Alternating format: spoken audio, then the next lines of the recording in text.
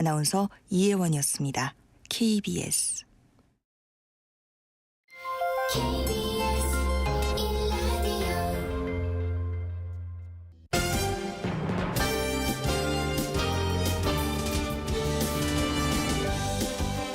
KBS 1라디오 신성원의 오늘 세계는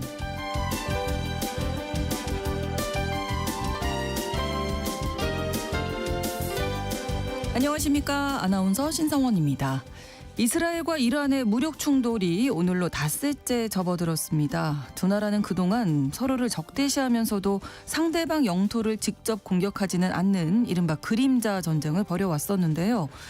핵 개발 저지를 명분으로 이스라엘이 이란 본토를 공격한 이후 양국의 민간인 피해도 커지고 있습니다. 한편 이란과 핵 협상을 하면서도 이스라엘의 공격을 막지 않은 트럼프 대통령의 오락가락하는 태도가 중동 전쟁을 확산으로 몰고 간다는 지적도 나오고 있습니다. 영원한 전쟁을 끝내고 중국과의 대결에만 집중하겠다던 트럼프의 공약과는 정반대로 가고 있는데요. 중동 사태 관련 상황 글로벌 이슈에서 짚어보겠습니다.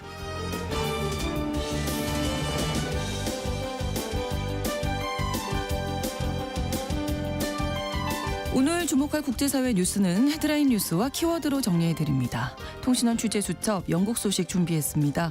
영국 왕실은 국왕의 생일 때 매년 자신의 분야에 공헌한 인물에게 기사 자귀를 수여합니다. 올해는 축구 스타죠. 데이빗 베컴과 배우 게리 올드만 등이 기사 자귀를 받았는데요. 어떤 사람이 왜 기사 자귀를 받는 건지 통신원 연결해서 알아보겠습니다. 6월 17일 화요일 KBS 1라디오 신성원의 오늘 세계는 시작합니다.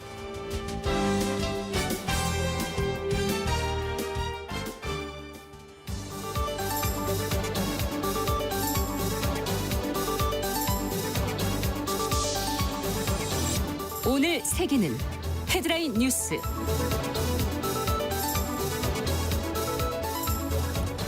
주요 7개국 정상회의에 참석한 트럼프 대통령이 중동 상황 등을 이유로 16일 밤 조기 귀국할 예정입니다.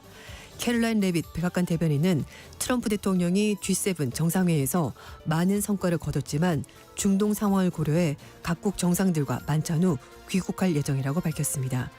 한편 현지 시각 16일 이스라엘이 이란 국영방송국 본사를 공습해 생방송이 긴급 중단된 사태가 벌어졌습니다. 이런 가운데 미국이 중동의 항공모함을 추가 배치해 중동 지역의 긴장감이 고조되고 있습니다.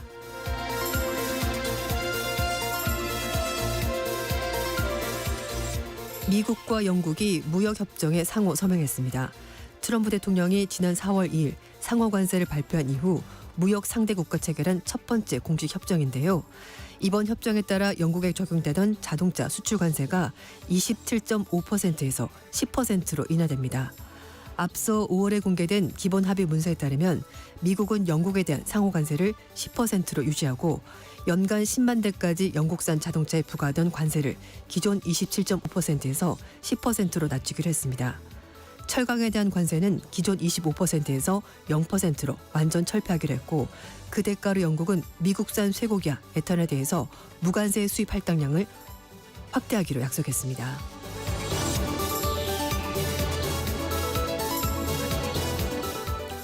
주요 7개국 정상회의 참석을 위해 캐나다를 방문 중인 이재명 대통령이 앤서니 앨버니지 호주 총리와 정상회담을 가졌습니다. 대통령실은 양 정상이 이날 회담에서 한반도 평화, 북핵 문제 해결에 실질적인 진전을 위해서 소통과 협력을 강화하기로 하고 에이펙 창설 멤버로서 10월 에이펙 정상회의의 성공적인 개최를 위해서도 적극 협력해 나가기로 했다고 밝혔습니다. 이 대통령은 앨버니지 총리의 대통령 취임 축하에 대해서 감사를 표했고 앨버니지 총리의 지난달 총선 승리와 2기 내각 출범을 축하했다고 대통령실이 전했습니다.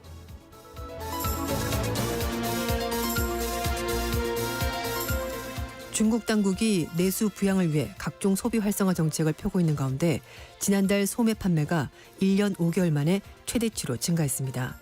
중국 국가통계국은 5월 중국의 소매 판매가 전년 동월 대비 6.4% 증가했다고 밝혔는데요. 이는 로이터 통신의 전망치인 5%를 크게 웃도는 수치이며 지난 2023년 12월 이후 가장 높은 성장세입니다. 소매 판매는 백화점, 편의점 등 다양한 유형의 소매점 판매를 종합한 수치로 내수 경기의 가름자 역할을 한다는 평가를 받고 있는데요. 중국 당국이 펴고 있는 소비 활성화 정책이 일정 부분 효과를 발휘한 것으로 보입니다.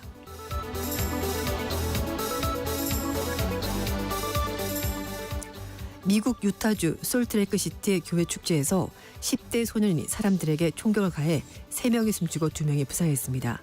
현지 시각으로 10월 오후 9시쯤 웨스트퍼스트 카니발 현장에서 말싸움 도중 16세 소년이 총을 꺼내 발사해 3명이 사망했는데요. 이 중 1명은 8개월 영아였습니다. 경찰은 총격범을 체포해 범행 동기와 경위 등을 조사 중인데요. 솔트레이크 시티 일대에서는 지난 주말 연일 총격이 발생해 주민들이 불안해하고 있습니다.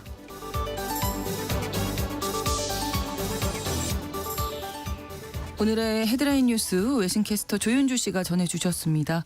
이번에는 키워드로 정리한 국제사회 소식 살펴보겠습니다. 첫 번째 키워드, 생방송 도중 벌어진 일. 네. 지금 이스라엘과 이란이 무력 충돌을 벌이고 있는 상황인데요. 네. 이스라엘이 이란 수도 테헤란에 있는 국영 방송국을 공습해서 화재가 발생했고 생방송 도중에 발생한 일이라서 이 모든 것이 그대로 전파를 탔습니다. 네. 이란 현지 언론에 따르면 현지 시각으로 16일 오후 6시 30분쯤 테헤란 북부인 3구에 있는 IRIB, 이게 이제 이슬람 공화국 방송이라고 하는데요. 이 방송국 본사가 이스라엘 공습을 2차례나 받았습니다. 공습 당시 방송국 스튜디오에서 여성 앵커가 이스라엘의 군사작전을 비판하는 내용을 생방송으로 전달하던 과정이었는데요. 네. 생방송 도중에 강한 폭발음이 들렸고 스튜디오 내부에 짙은 회색 연기가 퍼졌습니다. 천장 일부가 무너져서 이 놀란 앵커가 대피하는 장면까지 그대로 전파를 탔습니다. 네. 예비 스튜디오를 이용해서 방송에 재개가 됐습니다만 본사 건물에 큰 화재가 발생하면서 상당한 피해가 있었다고 합니다.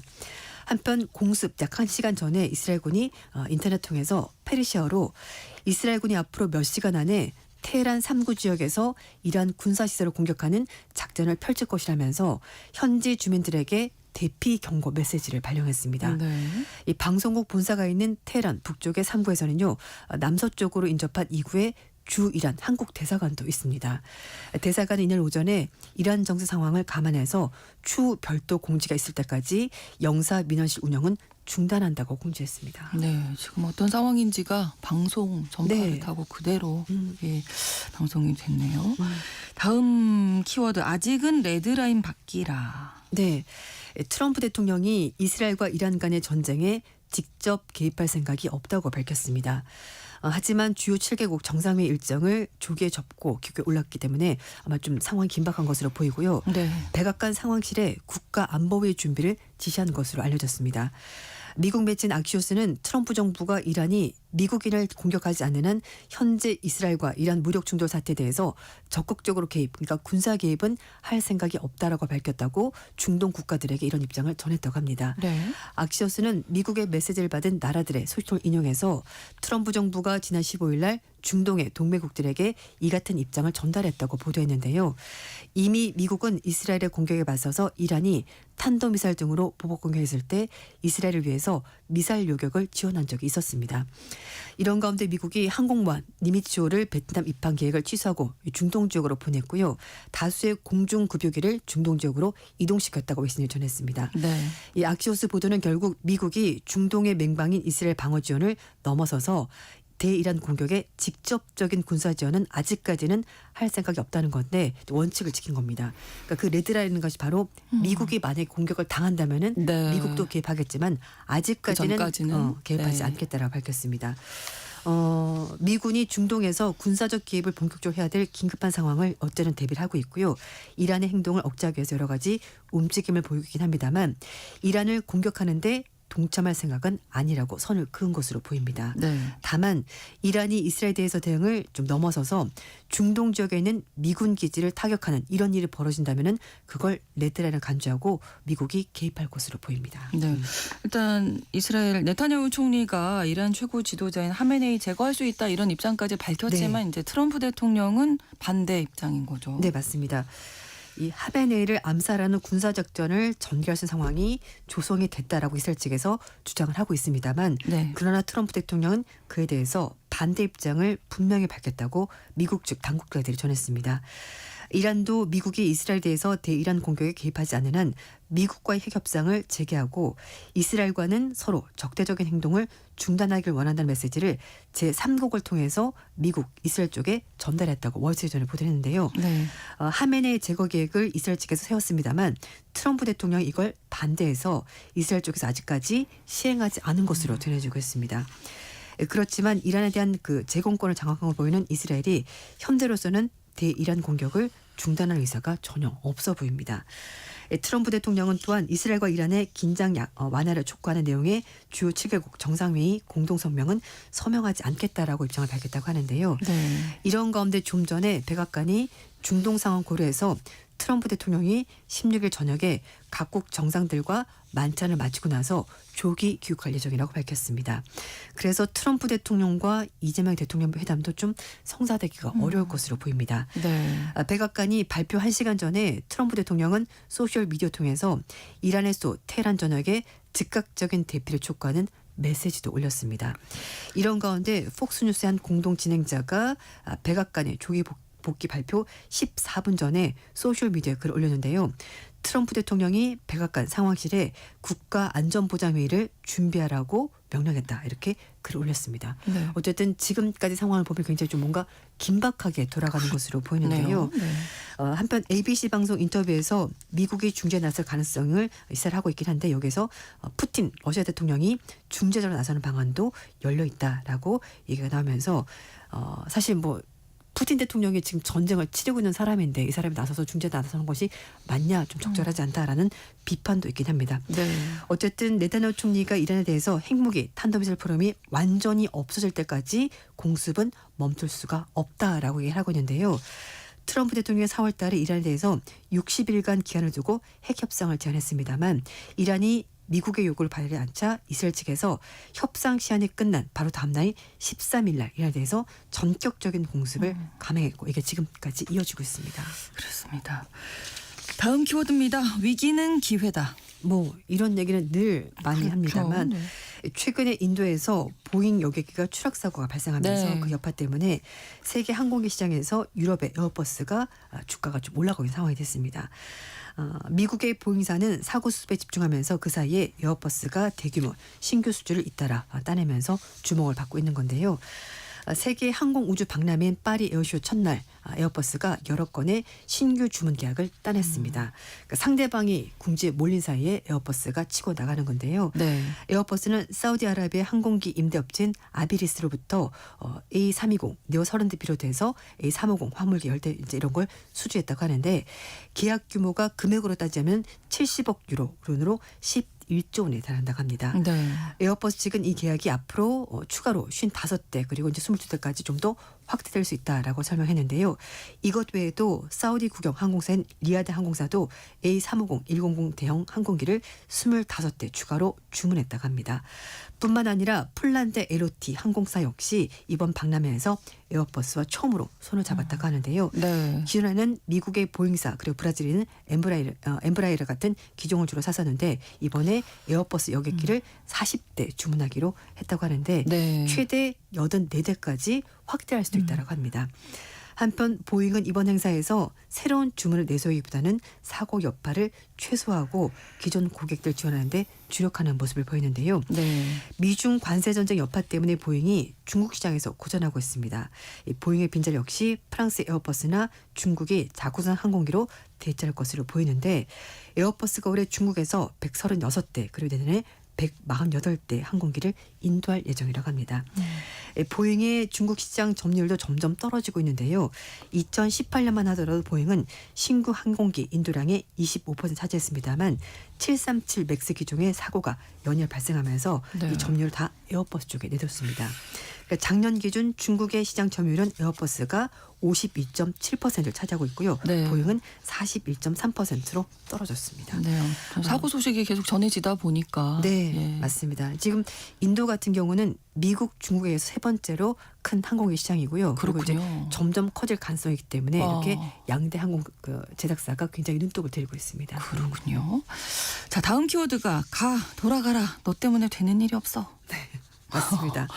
지금 유럽의 각국에 있는 사람들이 이런 네. 말을 속으로 하다가 이제는 겉으로 대놓고 얘기를 하고 있는 건데요. 세계적인 관광 도시들이 여행객 때문에 몸살을 앓고 있습니다. 그래서 특히 유럽의 일부 관광 도시에서는요. 오버 투어리즘, 그러니까 과잉 관광 때문에 주민들의 불만이 이제 물리적으로 표출이 되고 있는데 물총을 쏜다고 합니다. 네, 그래서 관광객들에게. 네, 맞습니다. 대놓고서 예. 장난이 아니라 진짜 눈에서는 레이저를 쏘고 물총을 쏘는 이런 상황이 벌어지고 있는 건데 예. 뿐만 아니라 여행객들이 그 캐리어 가방을 네. 끌고 이제 다니잖아요. 그러면 근데 조금 네, 유럽 여행 해보신 분들 아실 텐데 이게 돌바닥이어서 맞아요. 예, 소음이 시끄러워요. 엄청납니다. 네. 그래서 이제 그 주민들이 여행 가방 끌고 당신도 한번 들어봐 이게 얼마나 시끄러운지 이렇게 이제 퍼포먼스를 벌이면서 시위를 벌이고 있는 건데요. 지난 15일에 스페인 바르셀로나 시내 중심부에 있는 고급 상점가에서 무려 1,000명의 시위대가 행진을 했습니다. 네. 그래서 관광객들 제발 집으로 돌아가라라고 말하면서 당신들이 우리 걸 다 빼앗아간다라고 문구가 적힌 팻말을 들고 구호를 외쳤습니다. 그리고 일부 시위대는요. 명품 브랜드 매장 앞을 지나가는 관광객들에게 물총을 쏘기도 했고요. 인근에 있는 호텔 앞에서는 직원들과 몸싸움까지 벌어졌고 한편에서는 연막탄까지 터졌습니다. 그리고 시위대는 그 파밀리아 대성당 앞에 인근에서 경찰의 제지를 받기도 했다고 하는데요. 네. 결국 그 살고 있는 시민들이 단순하게 감정 표출 넘어서서 이제 구조적으로 뭔가 문제가 있다면서 목소리를 내고 있는 건데 사실 관광 산업에 굉장히 의존하면서 경제가 많이 돌아갔었죠. 그렇지만 네. 지금은 임대료가 너무 올라가면서 현재 살고 있는 사람들이 불편했고 거기다가 그 주택을 이렇게 단기 임대로 돌리면서 주택 부족 현상까지 벌어졌고요. 네. 환경 파괴 당연히 벌어질 수밖에 없습니다. 그래서 주민들은 이 문제가 관광 자체가 아니라 부동산, 호텔 산업을 중심으로 짜여진 관광 모델이 문제라면서 구조적인 문제가 있다라고 비판했습니다. 네. 이 스페인은 관광 산업이 전체 GDP의 12% 차지할 정도로 굉장히 비중이 높은데요. 그렇죠. 하지만 문제는 관광객이 너무 늘어나다 보니까 주민들이 체감하는 삶의 질이 너무 떨어지고 있고 그래서 불만의 목소리가 나오는데요. 예. 얼마나 관광이 많으냐 궁금하실 텐데 네네. 바르셀로나 인구가 160만 명이라고 하는데요. 네. 작년에 바르셀로나에 들어온 관광객이 2,600만 명이었다고 합니다. 이건 좀 차이가 많기는 하네요. 네. 근데 꼭 가보고 싶은 곳 중에 한 그렇죠. 곳이긴 하잖아요. 가운데 사실. 건축물이 있고 너무 아름답기 때문에 근데 너무 가고 싶은데 정말 많은 분들이 네. 가셨군요. 그래서 또 스페인이 좋은 곳이 너무 많잖아요. 예쁘고 그렇습니다. 그래서 마요르카, 이비자 뭐 이런 데 굉장히 그리고 그라나다 여기 이제 알람바라 궁전이 있어가지고 너무 아름다운 맞아요. 곳인데 이런 네. 주요 관광지들도 비슷한 일이 벌어지고 있습니다. 이 스페인 외에도 이탈리아 제노바에서도 시위대가 여행용 가방을 끌면서 소음을 내는 소란 행진을 벌였고 포르투갈 리스본에서는요 시민들이 도심에 성인상을 형상한 인형을 들고 다니면서 5성급 호텔 신축 부지를 점거하면서 농성을 벌였다고 합니다. 결국 이탈리아 베네치아는 관광 규제책으로 5에서 10유로 일일 입장세를 도입을 하고 있고 그리고 네. 호텔이 들어선 지역과 공공임대주택을 관광역 숙소로 바꾸면서 시위가 계속해서 벌어지고 있습니다. 하지만 그럼에도 불구하고 유럽 전역에서 외국인 관광객 수가 올해 들어서 전년 대비 5% 증가했다고 하고요. 그러니까 이런 시위가 벌어질 수밖에 없지만 네. 또 안 가본 사람들은 코로나도 있었고 그렇다 보니까 가고 싶고 그래서 거기 살고 있는 주민들과 또 관광객들 사이에 갈등이 빚어지고 있습니다. 네, 구조적인 문제라고 아까 지적을 했다고 네. 하니까 각국에서 정말 대책을 좀 잘 마련을 해야 하지 않을까 싶네요. 쉽진 않겠지만. 네. 다음 키워드입니다. 집 나가면 고생. 네. 네. 그런가 하면 또 네. 이건 약간 양극화라고 말씀드릴 수밖에 없을 것 같은데요. 해외여행을 가지 못하는 사람들도 있습니다. 네. 미국인들이 요즘 휴가 계획을 줄이고 여행 예약을 아예 미루는 것으로 파악이 됐다고 하는데요.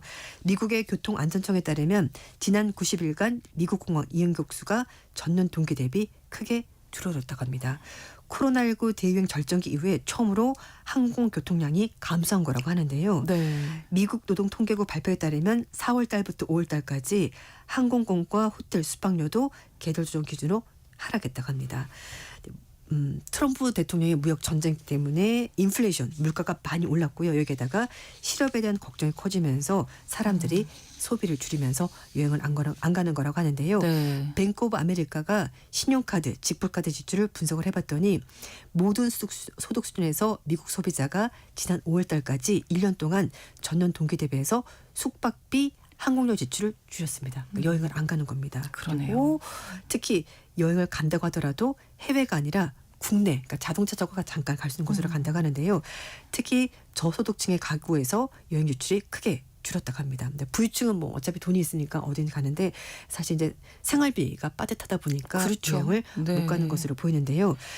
예약 플랫폼 관계자에 따르면 저가형 숙박업체 객실 판매가 확실히 떨어졌다면서 이런 사람들은 더 여행을 안 가는 것 같다라고 얘기를 하고 있는데 그래서 휴가를 취소하고 대신에 자동차 여행처럼 가볍게 저렴하게 갈 수 있는 여러 가지 상품 등을 대체로 선택을 하고 있다고 합니다. 네. 그러니까 소비가 좀 흔들릴 것 같다. 그렇죠. 이런 그러니까 신호로 받아들여야 줄일 수 있는 되겠네요. 것부터 네네네. 모집봤더니 여행은 안 가도 돼. 먹는 건 못 줄여도. 그래서 그러네요. 여행을 먼저 줄인다고 합니다. 네.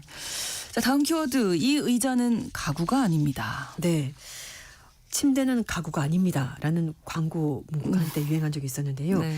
이탈리아 박물관에서 전시품인 의자에 앉지 말라는 경고가 있었음에도 불구하고 굳이 앉아서 작품을 박살낸 관람객이 있었습니다. 들어가지 말라면 꼭 들어가고 싶고. 맞아요. 앉지 말라면 꼭 앉는 네. 사람들이 있죠. 그렇습니다. 네. 그런데 이제 박물관 측에서 작품이 완전히 파손되는 동영상을 그대로 공개하면서 네. 제발 예술품을 존중해달라 이렇게 호소했다고 합니다. 이탈리아 베르나에 있는 팔라초 마페이 박물관이 지난 12일 날 인스타그램 공식 계정을 통해서 전시장 CCTV 내부 영상을 공개를 했는데요. 네. 이게 실제로 벌어진 일이라고 박물관 측이 설명했는데요. 이게 4월 달에 녹화된 영상이라고 하는데 경비원이 잠깐 자리를 비운 틈을 타서 네. 남녀 관람객이 서로 사진 찍어주는 장면이 있었는데요. 이게 크리스탈로 된 의자라고 합니다. 얼마나 예쁘겠습니까? 네. 근데 일단 먼저 여성이 다가가서 약간 앉는 신용을 하면서 기념 촬영을 한 거죠. 그 남성이 찍어줬고 네. 그리고 나서 남성도 같은 포즈로 찍으려고 하다가 뭔가 부족했는지 의자 진짜 안 앉아버렸습니다. 돼요. 근데 등치가 좀 있으셨거든요. 그래서 이게 순식간에 다리가 무너지면서 의자가 와장창 내려앉은 겁니다. 이 놀란 남녀는 도망갔습니다. 어떡하나요? 네, 이 의자가 이탈리아 현대미술가인 니콜라 볼라가 만든 수공예 작품입니다. 말 그대로 한 땀 한 땀 손으로 만든 건데 이게 원래 반고의 작품 빈센트 의자에 대한 오마주로 헌정의미로 만든 거라고 하는데요. 그렇군요. 이 크리스탈이니까 뭐 얼마나 약하겠습니까? 그래서 결국 무너졌고 어쨌든 복원 작업 통해서 다시 재전시에 들어갔다고 하는데 네. 아직까지 이 도망간 관람객은 잡지 못했다고 합니다. 예, 예술 작품은 존중해 네. 주셔야 되겠습니다. 눈으로만 제발 봐주십시오. 외신캐스터 조윤주 씨와 함께했습니다. 고맙습니다. 감사합니다. 신성원의 오늘 세계는 1부 마무리하겠습니다. 11시 30분부터 일부 지역에서는 해당 지역 방송 보내드립니다. U2의 노래 Sweetest Thing 함께 듣겠습니다.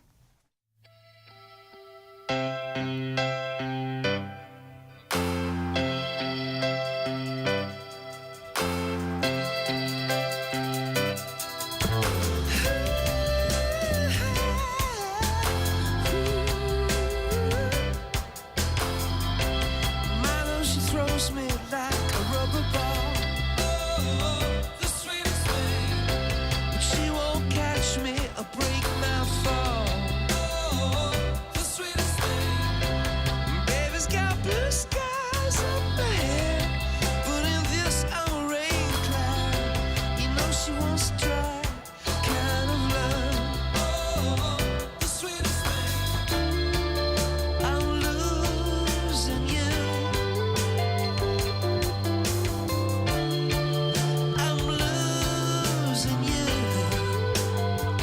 Hey, love, the sweetest thing. I wanted to run, but she made me crawl. Oh, the sweetest thing. Eternal fire, she turned me to straw. Oh, the sweetest thing. And no, I got black eyes, but my bird so bright for her. Guess it's a blind kind of love. The sweetest thing. I'm losing you. Whoa, I'm losing you. Hey, love, the sweetest thing.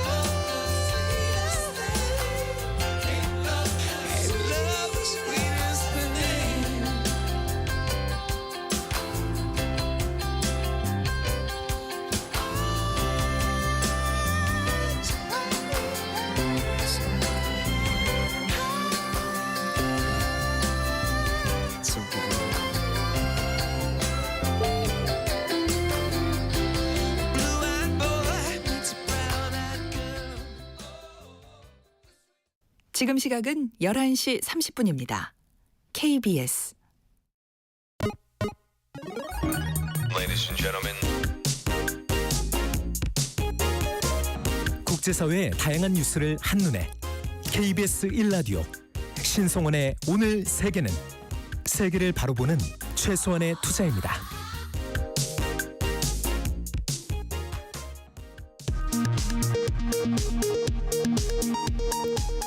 이 시각 라디오 정보센터 뉴스입니다. 주요 7개국 정상회의 G7에 초청받아 캐나다를 방문 중인 이재명 대통령이 호주와 남아공 정상과 잇따라 양자회담을 하며 공식 일정에 나섰습니다. G7 일정에 동행한 김혜경 여사는 주최 측의 공식 일정 등에 참여할 계획입니다. 이재명 대통령은 G7 정상회의 참석을 위해 캐나다로 향하는 전용기에서 기자 간담회를 열고 추경 편성은 소득과 소비 진작 측면을 모두 고려해야 한다고 밝혔습니다. 또 앞으로 정상 외교를 포함해서 국제 협력을 강화할 생각이라고 말했습니다. 트럼프 미국 대통령이 이스라엘과 이란의 무력 충돌이 격화하고 있는 중동 상황을 이유로 G7 정상회의가 열리고 있는 캐나다에서 조기 귀국하기로 했다고 백악관이 밝혔습니다. 우리 대통령실은 한미 정상회담이 당초 내일 예정됐었다며 관련 내용을 확인 중이라고 밝혔습니다. 윤석열 전 대통령의 부인 김건희 여사 관련 의혹을 수사하는 민중기 특별검사가 김 여사의 대면 조사 필요성에 대해 이루어지리라 생각한다고 밝혔습니다.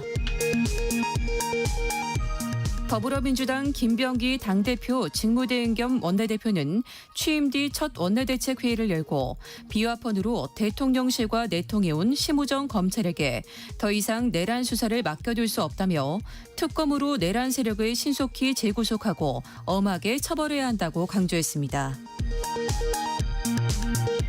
문재인 전 대통령의 뇌물 혐의 재판이 오늘 오후 시작됩니다. 검찰은 전 사위가 항공사에서 받은 급여 등이 문 전 대통령에 대한 뇌물이라며 기소했습니다. 지금까지 라디오 정보센터 뉴스 정한나였습니다.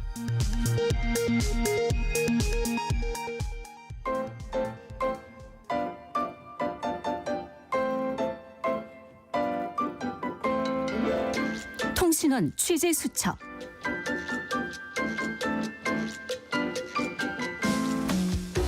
지난주에 축구 스타죠. 데이빗 베컴이 영국 왕실로부터 기사 자귀를 받았습니다. 이런 자귀는 어떤 사람이 받게 되는 건지 궁금한데요. 오늘 통신원 취재 수첩 영국 런던 김수정 통신원 연결해서 이 이야기 들어보겠습니다. 안녕하세요. 네, 안녕하세요. 영국 런던입니다. 네, 데이빗 베컴이 영국 최고의 자귀를 받았다고요? 네, 그렇습니다. 2002년 한일 월드컵에서 활약하던 영국 축구팀 주장, 무엇보다 뛰어난 외모로 기억하시는 분들도 많으실 텐데요. 네. 축구의 전설 데이빗 베컴이 지난 14일 열린 찰스 3세 국왕의 생일 기념 행사에서 영국 최고 수준의 영예인 기사자기와 함께 썰, 경이라는 칭호를 받았습니다. 네. 1992년부터 맨체스터 유나이티드의 간판으로 뛰었던 베컴은 115경기에 출전하면서 영국 축구를 이끌었고요. 네. 잉글랜드와 스페인, 미국과 프랑스 4개국 리그에서 우승컵을 거머쥔 최초의 영국 선수라는 타이틀도 가지고 있는데 축구 실력만큼 그 출중한 외모로 활발한 활동을 하면서 베컴은 2003년 이미 4등급에 해당하는 장교훈장을 받았습니다. 네. 이후 2005년부터 20년간 유니세프 홍보대사로 활동했고요. 2012년 런던 올림픽 유치에도 앞장섰고 성화봉송을 직접 하기도 했었죠. 네. 이를 바탕으로 베컴은 기사 자기 후보자로 꾸준히 거론돼 왔고 2014년 사실 기사 자기를 받을 뻔했는데요. 네. 하지만 당시 조세 회피 의혹에 연루되면서 이 자기 부여가 무산됐었습니다. 그로부터 22년의 긴 기다림 끝에 50살의 나이에 최고 영예 자기를 받게 된 겁니다. 베컴이 벌써 50살이 됐군요. 네. 이 왕실 자기 받는 게 사실은 정말 특별한 일이잖아요. 뭐 어떤 네. 기준이라고 할까요? 어떤 사람들이 받게 되는 건가요? 네, 영국왕실은 국가적인 차원에서 자신의 분야에 상당히 공헌을 한 사람에게 기사자기를 수여합니다. 네. 기사라는 호칭이 말해주듯 과거에는 주로 군인들에게 주어지는 자기였는데요. 네. 하지만 1917년 제1차 세계대전에 비전투원을 기리는 대영제국 훈장을 제정하면서 분야가 확대됐습니다. 예술가나 과학자, 기업인 등이 기사자기를 받기 시작했고요. 네.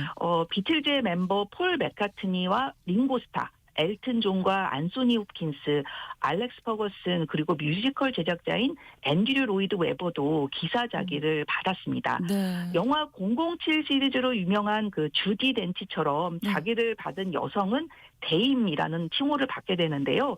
후보자는 총리나 장관 또는 일반 시민들의 추천으로 정해지는데 직접 셀프 추천할 수는 없고요. 네. 예, 후보자 선정 과정에서 영국 세무청이나 관세청에서 추천서를 검토하게 되고 수여자는 내각 소속 명예위원회에서 결정한다고 합니다. 네. 그럼 이런 자기를 받게 되면 명예직이잖아요. 어떻게 보면 그 외에 다른 그렇죠. 어떤 혜택도 있나요? 사실 이런 훈장이나 자기의 실질적 이득, 즉 법적이나 금전적 혜택은 없습니다. 그저 명예와 상징성 이런 혜택만 있다고 보시면 되는데요. 네. 사회적 위상이나 네트워크, 존경심의 측면에서 매우 강력한 효과가 있어서 예를 들면 영국 국적자 혹은 영연방 시민권자인 경우 공식 문서나 인터뷰, 언론 보도에서 미스터나 미세스 대신 서나 대임을 사용할 수 있고요. 네. 예, 이는 최고 권위를 상징하는 만큼 강연이나 미디어 노출의 영향력이 커지고 그렇죠. 또 왕실 행사나 국가 행사에서 귀빈으로 초청되는 기회를 얻을 수 있습니다. 같은 맥락으로 자기를 받은 이후에는 여러 기관에서 명예직이나 고문, 대사 같은 역할을 맡게 되는 경우도 흔한 것 같습니다. 사실은 일생일대 최대 명예라고 할 수 있을 텐데, 근데 이런 자기를 거부한 사례가 종종 있다면서요? 그렇습니다. 그 왕실에서 수락 의사를 묻는 서한을 발송했을 때 후보자는 이를 거절할 수 있고 네. 이런 경우도 제법 많았는데요. 제일 유명한 사례가 60년대 말 존 레논이 그 반전운동의 차원에서 이미 받았던 훈장을 반납한 사건이었죠. 네. 또 2000년대 초에는 데이빗 보이가 나는 이런 일에는 전혀 관심이 없다. 내 인생에서 이런 걸 추구한 적이 없다면서 기사자기를 거부했습니다. 또 찰리와 초콜릿 공장의 작가인 로알드 달과 그 해리포터 작가인 조앤 롤링도 네. 서훈을 거부했는데요. 이외에 영화 감독인 켄 로치와 극작가인 알란 베넷도 영국 제도의 그 위선을 비판하면서 자기를 거절한 바 있었습니다. 그렇군요. 가끔 그 외국인도 이런 기사자기나 어떤 훈장을 받았다 이런 소식 듣게 되는데 이런 사례도 네. 좀 있죠. 예, 그렇습니다. 그 미국 영화 감독인 그 스티브 스필버그는 네. 영국 영화 산업에 기여한 공로로 배우 그 엔젤리나 졸리도 그 성폭력 근절에 힘쓴 공로로 명예자기를 받았었고요. 네. 그 아일랜드의 가수 보노, 오페라 가수인 그 플라시도 도밍고와 그 마이크로소프트 창업자인 빌 게이츠, 또 축구의 전설인 펠레도 영국 명예자기를 받았습니다. 네. 이렇게 외국인이 수훈을 한 경우는 경이나 대임이라는 호칭을 주어지지 않고요. 네. 대신 훈장의 종류를 이름이랑 병기하게 됩니다. 그렇군요. 그래서 어쨌든 영국 자기가 이렇게 발표될 때마다 전 세계적으로 큰 관심을 불러일으키는데요. 그런데 이 자기를 판매하는 일도 있었다고요. 네, 그렇습니다. 그 자칭 국가인 그 시랜드 공국에서는 공작이나 백작, 기사와 같은 자기를 돈을 내고 살 수 있습니다. 네. 예, 가격도 상대적으로 저렴한데요. 가장 저렴한 자기는 30파운드, 우리 돈으로 5만 5천 원 정도부터 시작하고요. 네. 가장 비싼 공작이나 공작 부인 자기는 500파운드 이상이라고 합니다.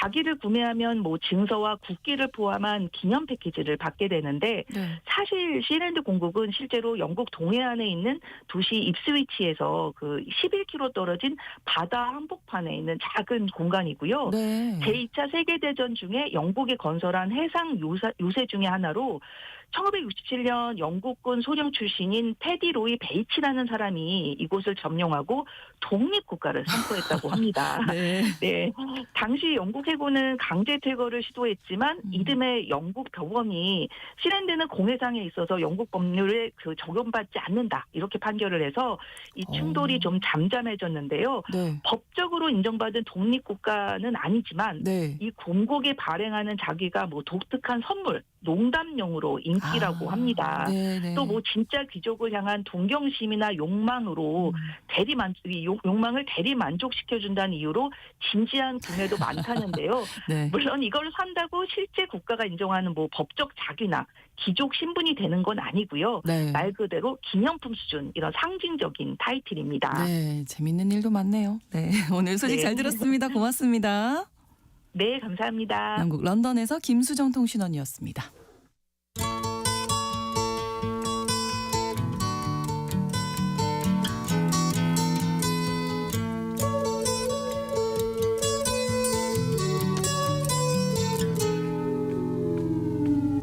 Here comes the sun. 지난 13일 이스라엘이 이란을 전격 공습했고요. 이란도 반격에 나선 지 5일째 접어들고 있습니다.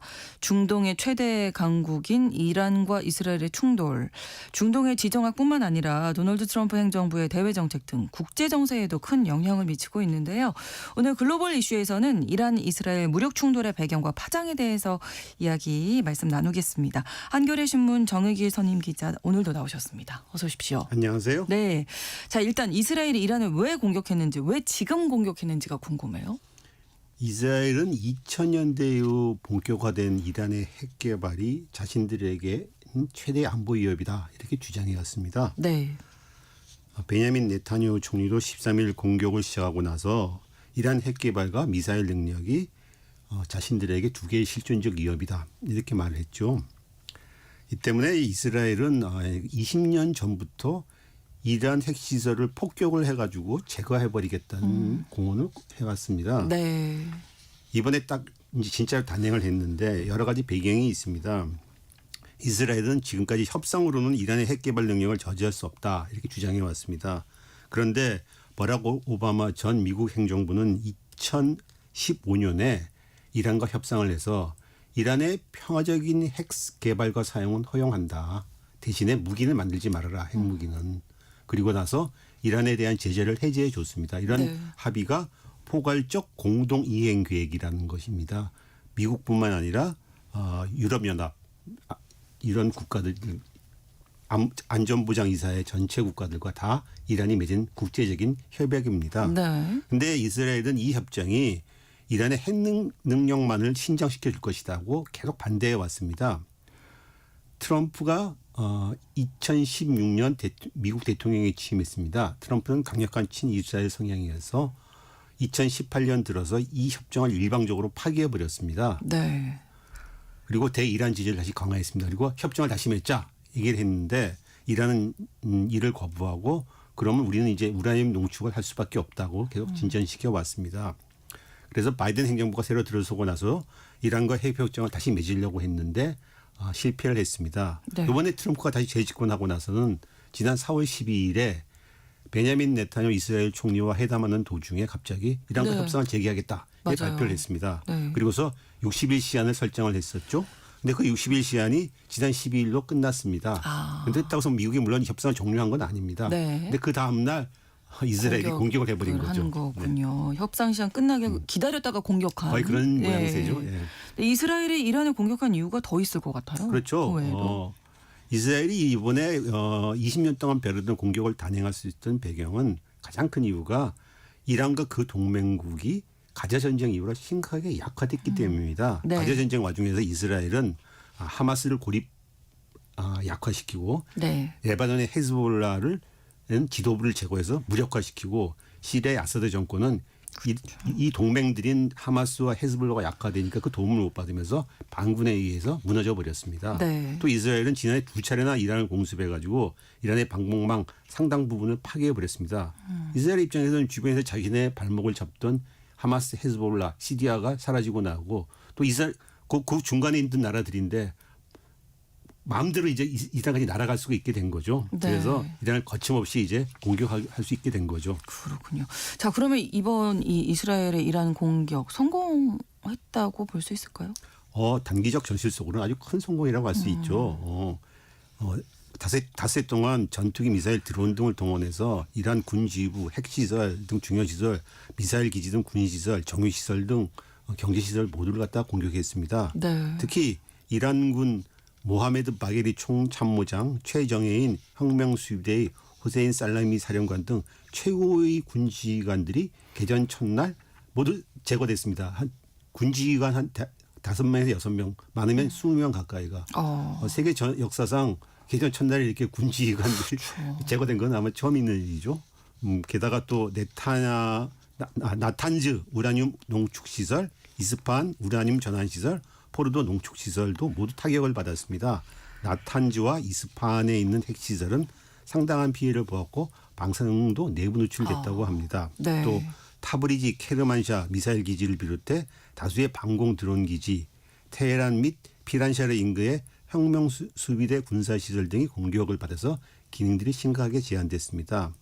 이 때문에 이스라엘은 이란 상공에서 행동의 자유를 얻었다고 호언했습니다. 사실상 이스라엘이 이란에서 제공권을 갖다가 틀어지고 있는 거죠. 네. 또 이란의 돈줄인 정유동 석유시설도 손상을 받았습니다. 최대 규모의 정유시설인 샤르레이 정유소, 또 최대 가스전인 사우스 파르스 가스전 등이 공격받아서 석유 생산이 중단 혹은 차질을 빚고 있습니다. 무엇보다도 이스라엘은 이란 지도부의 누구라도 제거할 수 있다. 그것을 이번에 과시했습니다. 네. 최고 지도자인 알리 하메네이도 제거하려고 했으나 미국이 반대했다는 보도도 있습니다. 물론 이건 이스라엘의 좀 프로파간다의 가능성은 있습니다.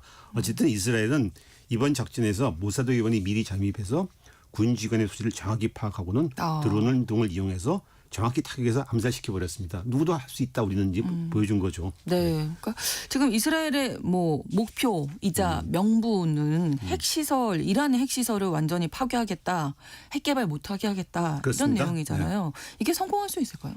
이란의 핵심 핵개발 시설은 산악지대인 포르도에서 지하 800m에 있는 농축시설입니다. 네. 이는 미국이 보유하고 있는 대형 벙커부스터 폭탄만으로 파괴할 수 있습니다. 또 벙커부스터를 거기까지 옮겨가서 정확히 타격하기 위해서는 B1 폭격기, B2 폭격기 이런 것이 전략적 폭격기가 필요합니다. 이스라엘은 지금 그게 없습니다. 그렇군요. 이스라엘은 15일에 포르도를 공격했다고 하나 피해는 경미한 걸로 알려졌습니다. 미국의 포르도 시설 파괴 작업에 참여해달라고 이스라엘이 계속 요청했는데 거부당했습니다. 설사 미국이 도움을 줘서 포르도 시설을 파괴한다고 해도 네.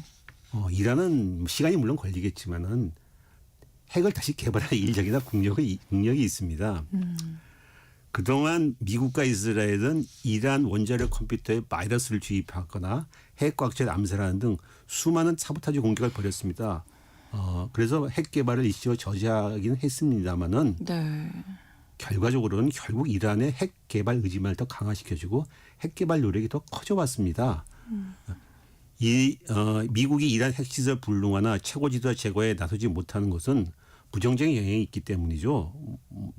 득보다 실이 더 많을 거라고 보는 거예요. 왜냐하면 네. 미국이 이런 일을 저지르게 된다면 이란은 중동 지역 미군이나 또 석유 페르시아만을 봉쇄시켜 버릴 거기 때문에 그렇게 될 경우에는 중동의 확전이 나고 전 세계적인 경제가 감당하기 힘들게 되는 거죠. 근데 이스라엘이 이 내용을 모르지는 않을 것 같은데요. 네네. 이게 지금 단기적으로는 성공했다고 하지만 핵 개발을 완전히 막거나 붕괴시키는 거는 어려울 것이다. 알고 있을 텐데 왜 공격했을까요? 일단 이란을 갖다 약화시키겠다는 목적이 있겠죠. 그런데 또 하나는 이번 공격이 베냐민 네타냐후 이스라엘 총리의 정치적 동기가 크게 작용한 것 같습니다. 네. 네타냐후는 가자 전쟁을 막지 못한 책임으로 전쟁이 끝나고 나면 퇴진해야 됩니다. 그렇죠. 게다가 그는 독직 부패 혐의로 지금 현재 재판에 계류 중입니다. 최근에는 측근이 카타르 왕실의 자금을 받았다는 스캔들까지 더해졌습니다. 공격 전날인 12일에는 의회에서 네. 초정통파 유대교 신자들의 병역 면제 여부를 놓고 이에 반발했던 병역 문제를 계속 해달라고 하는 초정통파 유대주의 정당들이 네. 의회 해산 투표를 해달라 그래갖고서 거의 한 표 차로 간신히 부결됐습니다. 연정이 붕괴될 뻔했다가 살아난 거죠. 네. 이란이 공격하자 그런데 이번에 이란을 공격하자 이제 그의 퇴진 시기나 이런 정치적인 압력, 국제적인 압력들이 다 증발돼 버린 거죠. 네. 네타냐후는 매우 가자 전쟁 이후에 매번 이런 식으로 자신에 대한 정치적 위기를 확전으로 돌파해 왔습니다. 그렇죠. 하지만 끝나고 나면 더 큰 위기와 압력이 네타냐후에게 도돌이표처럼 반복되어 왔습니다. 네타냐후 지난 3월 가자 휴전을 깨버리고 가자를 완전 점령하고 팔레스타인 주민을 축출하겠다고 시도를 했습니다. 그리고 네. 지금 진행하고 있고요. 그래서 극우 세력들의 연정 이탈을 막았는데 하지만 국제적으로 유럽 국가들이 이스라엘을 더 이상 이제 방치할 수 없다. 제재를 시작했고 팔레스타인 독립권 인정하겠다. 이런 움직임이 커지고 있었습니다. 네. 게다가 트럼프는 지난 4월 중동 순방에서 네타냐후 요청에도 불구하고 이스라엘 방문하지 않았습니다. 그렇죠. 예. 기존의 친이스라엘 반이란 중심의 중동 정책을 수니파 보수 왕정 중심의 거래주의적인 정책으로 바꾸겠다 이런 신호를 막 보냈습니다. 네. 네타냐후는 그런데 이번에 네타냐후 이번 이란을 공격함으로 해갖고서 미이란 협상도 깨버리고 트럼프도 다시 이스라엘 쪽으로 끌어당기는 데 성공을 한 거죠. 네. 그런데 장기적으로 또 전략적으로 그 결과가 어찌 될지는 사실 좀 불투명합니다. 그러니까요. 이번 사태가 과연 어떻게 끝맺음하게 될지를 그려보면 사실 네. 답이 별로 그렇게 답이 별로 나오지는 없죠. 않는 것 같아요. 현재로서는 이스라엘은 당분간 공격을 계속 이어가겠죠. 근데 문제는 이제 자신들도 이제 커지는 피해를 감수해야겠죠. 아유, 그럼요. 그렇죠. 네, 네. 이란은 2,000발의 탄도미사일을 보유하고 있고 이를 드론과 섞었으면서 이란의 방공망을 지금 돌파하고 있습니다. 지난 16일부터는 극초음 미사일을 발사했고 이스라엘은 16일에 8명의 사망자가 나는 등 개전 이래 최대 피해를 봤습니다. 네. 장기화가 될수록 국토가 좁은 이스라엘이 입는 심리적 물리적 피해는 커지겠죠. 물론 장기화가 되면 이란 역시 방공망이 없는 상태고 미사일 재고도 바닥이 날 것이고 그렇죠. 시간이 가면 군사적인 열세가 더 심해질 것도 사실입니다. 그런데 이스라엘로서는 공격을 무한정 지속할 수도 없고 미국 역시 미국 역시 이런 전쟁을 갖다 계속 방치하기는 그럼요. 힘든 상황입니다. 네. 현재 보면은 이란도 미국과의 협상에 여전히 의지를 보이고 있습니다. 이란은 1980년대 초 이슬람 혁명 뒤 이라크와 8년 동안 전쟁을 했습니다. 당시 그 전쟁은 미국과 사우디가 이라크를 지원해서 이란의 이슬람 혁명 전파를 막아라. 일종의 반혁명 전쟁이었는데 네. 이 전쟁에서 초기에 이란은 상당히 불리했었고 전쟁이 질 것 같았는데 결국 살아남아서 이 전쟁에 승리를 했습니다. 네. 또 이 전쟁이 결국 이란의 이슬람 혁명 체제를 공고히 하는 어떤 계기가 됐었죠. 이란 전력 때문에 이란이 뭐 쉽게 예. 무릎 꿇을 것이라고는 좀 보기 힘들 것 같습니다. 그러네요. 지금 미국 이란 사이 협상은 일단 중단된 상태인데 이게 다시 시작할 수 있을까요? 네. 주요 7개국, 서방 7개국 G7 정상회의에 참석했던 트럼프가 이란은 기본적으로 협상 테이블에 있다. 네. 합의를 원한다. 이런 말을 했습니다. 그리고 이번에 오늘 급하게 중동 사태 때문에 백악관으로 돌아가겠다. 이렇게 그렇죠. 발표를 했죠. 네. 트럼프는 계속 그런 신호를 계속 보내왔습니다. 전날이고 그 전날이고 뭐 이란이 늦기 전에 대화를 시작해야 된다. 그렇게 얘기됐었고 또 월스트리트 저널 어제 보도를 보면은 네. 이란 쪽이 미국이 군사작전에 참여하지 않는 조건 하에서 다시 협상 테이블로 복귀할 수 있다. 이런 신호를 급박하게 이런 신호를 미국 쪽에 전했다고 합니다. 네. 이란은 현재 핵 협상에서 새로운 장보를 할 준비는 되어 있지 않다는 입장이긴 하나 네. 또 입장이고 또 협상 재개가 불투명하다면 핵 프로그램을 가속하고 전쟁 확대도 고려할 수 있다. 이런 메시지를 갖다 계속 보내고 있습니다. 이른바 협상 신호도 보내고 압박도 하고 이란도 계속 그러고 있는 거죠. 네. 그래서 이제 현재 그 미국과 이란의 입장을 보면 미국이나 이란 역시 협상은 하겠다는 의지를 계속 보이고 있는 게 사실입니다. 하여튼. 근데 문제는 이제 이 미국과 이란이 다시 협상 테이블에 앉았을 때 어떤 결과가 나올 수 있을 것인가 하는 거죠. 근데 전문가들은 그 협상의 결과가 버락 오바마 시절에 맺었던 그 핵 협정과 유사할 수밖에 없을 것이다 이런 얘기를 하고 있습니다. 네. 왜냐하면은 이란은 협상을 하되 우리의 농축 우라늄 제가 무기는 안 만들겠지만은 농축 우라늄을 농축하는 권한은 끝까지 가지고 가겠다고 입장을 계속 고수하고 있습니다. 그 때문에 그 카린 폰 히첼 영국 왕립연구소 사무총장 이 사람은 미 국무부에서 대테러 선임 보좌관 지내기도 했었는데 네. 오바마 때와 아주 유사한 거래가 될 것이다. 그런데 트럼프는 자기 방식의 변화를 줄 것이다. 그래서 공화당과 이스라엘이 무슨 말을 하더라도 내가 드디어 합의를 이뤄냈고 예교에 성공했다. 이런 식으로 승리를 선언할 것이다. 이렇게 얘기를 하고 있습니다. 그러니까 트럼프로서는 자기가 협상에 성공했다는 게 중요하지 그렇죠. 협상의 내용은 별로 그렇게 중요하지 않기 때문이다. 근데 만약에 협상이 안 된다면 뭐 물론 공격이 간헐적으로 계속되는 위기가 장기화되거나 확전으로 갈 수밖에 없겠죠. 네. 물론 그 결과는 앞서 말한 대로 상당히 파국적일 것이 될 것입니다. 네. 트럼프는 현재 영원한 전쟁을 끝내겠다는 공약을 내걸었는데 네. 이번 사태로 중동에서 이제 전쟁만 더 커진 상태죠. 그렇죠. 또 이 전쟁은 사실 트럼프가 이란과 협상해서 오락가락한 태도를 보였기 때문에 뭔가 매듭을 짓지 못하고 이 전쟁까지 오게 됐는데 어쨌든 간에 네. 이 위기를 갖다가 협상을 통해서 합의로 만들어낸다면 내가 승리했다, 합의를 만들어냈다 이렇게 얘기를 하겠죠. 그렇죠. 그 바라고 있을 텐데요. 네. 협상을 좀 이끌어낼 수 있기를. 네. 근데 이란과 이스라엘 지금도 계속되고 있는 이 교전이 미국의 대외 정책이나 다른 뭐 어떤 국제적인 사안에도 분명히 영향을 미칠 것 같습니다. 그렇습니다. 당장 우크라이나 전쟁에 영향을 받고 있습니다. 아, 그렇죠. 볼로도미르 젤렌스키 우크라이나 대통령은 네.